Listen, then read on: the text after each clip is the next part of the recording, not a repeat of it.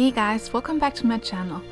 Today we are going to paint this beautiful Christmas ornament with Pearlescent watercolors. Timestamps and a full list of materials are in the description below. Let's start with the prep work. I took a full-sized sheet of watercolor paper and cut it in half. Then I folded that piece in half. You can also cut your watercolor paper smaller and just tape it on a normal blank card.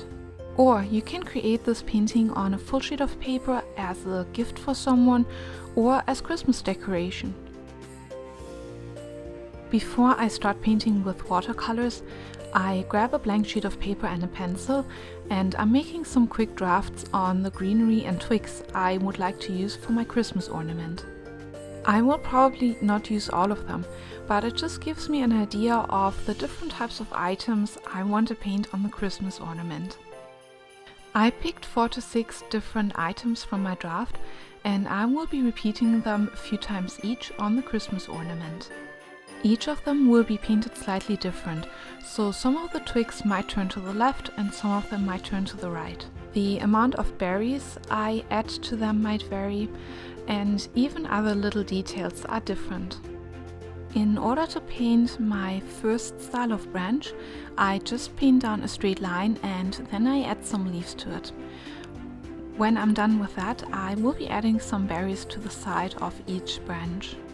Each branch that I'm using is very unique. Some of them are leaning towards the left side, some of them are leaning towards the right side. The berries are always in a different spot and it's a different amount of berries. I will share a very useful tip when it comes to painting branches like this. I'm using different sizes of brushes. So I'm using a number 2 for all the branches that do have the berries, and I might be using a 0.5 for all the other branches without berries. All of the branches that are the same type will still look very unique, but they will automatically have the same size, like be at the same scale. Painting the greenery and the leaves is really easy. I first paint a single line as the twig and then I reload my brush with watercolor. In order to paint the leaves, the tip of my brush will be touching the line I just painted in, and I will be dragging my brush outwards away from the twig. As I drag it outwards, I push down my brush to fan out the bristles. And at the end of my leaf, I slowly lift my brush again to get a pointy tip. As for the berries, I'm loading my brush with a red pigment and I dab it on the page a couple of times. Then I use a really small brush loaded with some green pigment and just draw some lines towards the berries. I make sure that the lines aren't really touching and there can be gaps in the lines. Not every berry needs a line connected to it, needs a stem connected to it. These imperfections will make the painting look even better. If you're working fast enough, some of the green pigment might even bleed into the red berries, which just gives this really gorgeous ombre look. This is why I'm painting one branch at a time. I also chose my colors in advance. I decided to pick a dark red, which is still vibrant and light enough to be easily visible from a distance, and I decided to also use hooker's green and not mix it with any other types of pigments. I chose red and green for this painting because those two colors are on opposite sides of the color wheel, so they contrast a lot. Also, they are Christmas colors, so you cannot really go wrong with the red and green color theme here.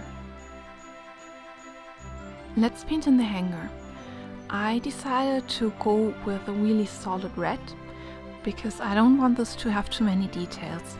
It would just distract from the actual artwork that I painted on the ornament.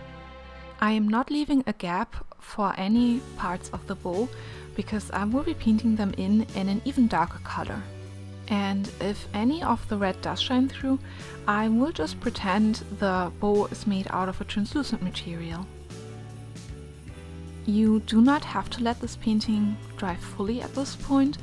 I did it anyways because I didn't want to risk touching any of my artwork that I previously painted. I then selected one of my Pearlescent watercolors, and I will be using that to paint in some smaller ornaments from my selection that I earlier draw on a sheet of paper with pencil. I selected 2 or 3 items, and I will be repeating them a few times in all the gaps that are left between my green branches. With Pearlescent watercolor, I feel it is important that you leave larger gaps. Like my red berries didn't have huge gaps in between the single berries, but with the Pearlescent watercolor I leave larger gaps. It's just easier for the eye to see it.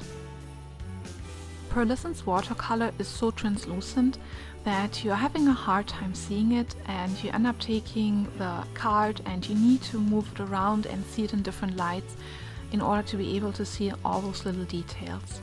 So I just leave larger gaps in the first place, which makes it look very detailed and very chic. A quick warning when working with Pearlescent watercolors. The metallic just gets everywhere. Those pigments are horrible. I washed my brush in 3 different clean glasses of water, and I still had some of that pigment on my brush. I had to wash them out under a tap to get them clean again. The mean thing is you cannot really see it in the water, as there is not a lot of color to it. It also ends up in your paper towel, and when you, for example, dry off your brush later on when doing another painting, you might end up having some of those metallic pigments in your brush without even noticing it. So when you're done using them, make sure that you get clean water, that you wash your brushes out properly, and that you get some clean paper towel. Pearlescent watercolor is pretty translucent. In the past, I did mix it with some of my highly pigmented watercolors to give it a nice shine. But once again, I carefully added some of my normal pigments onto a separate tray and then added some of the Pearlescent watercolors. It's a mess, and you will never be able to get your paints on your normal tray clean again if you mix it. Even though this Christmas ornament is very pretty all by itself, something was missing. So I added 4 little branches with mistletoes on the corners of my card, and then I just connected them with some of the Pearlescent watercolors. These little drawings do not have a lot of detail, as I do not want to take the viewer's eye away from the actual painting that I made, the Christmas ornament. It's just rounding up the painting and framing in the Christmas ornament in a way. The lines that I'm painting here are straight-ish. They are not perfectly straight, and it would not match the whole theme of the card if they would be perfect. Straight lines are easier to see than any crooked lines or wavy lines. That's why I went with straight lines here.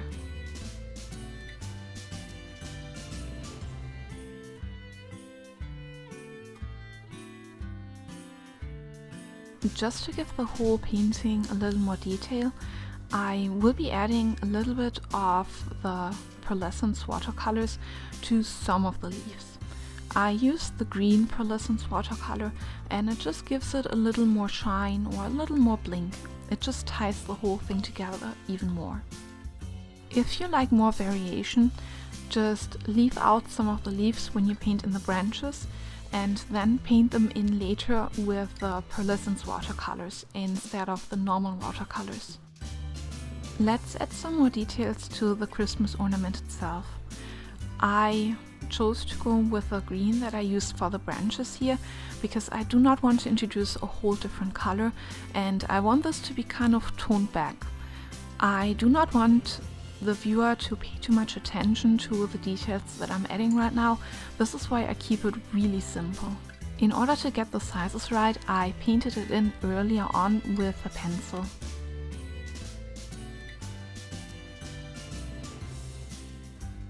Now let's erase those pencil lines and enjoy what we just painted.